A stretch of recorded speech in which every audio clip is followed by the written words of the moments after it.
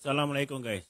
Elemen yang ketiga untuk pemilihan peralatan mancing adalah pemilihan rod. Kalau kat kedai korang boleh tengok bermacam-macam jenis action yang ada. Ada yang medium action, ada yang heavy, ada yang medium heavy, ada yang light dan ada juga yang ultra light.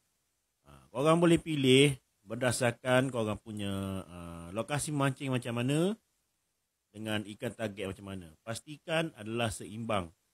Kalau korang main dekat heavy cover, korang tak payahlah nak guna set ultralight. Kalau korang nak mancing toman, saya bagi contoh satu je lah.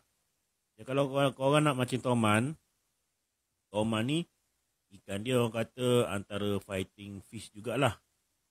Jadi tak disyorkan menggunakan peralatan ultralight. Sebab bila korang nak land ikan tu, korang kena pastikan ikan tu betul-betul letih dulu, baru korang boleh land. Jadi bila korang lepaskan balik, risiko untuk ikan tu mati adalah tinggi. Disebabkan ikan tu dah letih dan peratusan untuk hidup tu adalah rendah.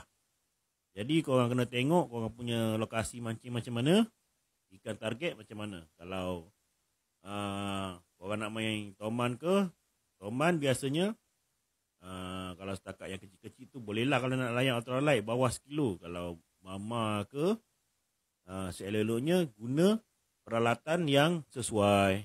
Okay guys, itu saja untuk peralatan mancing yang aku buat kali ni. Nanti kita akan jumpa untuk next video guys. Padu guys.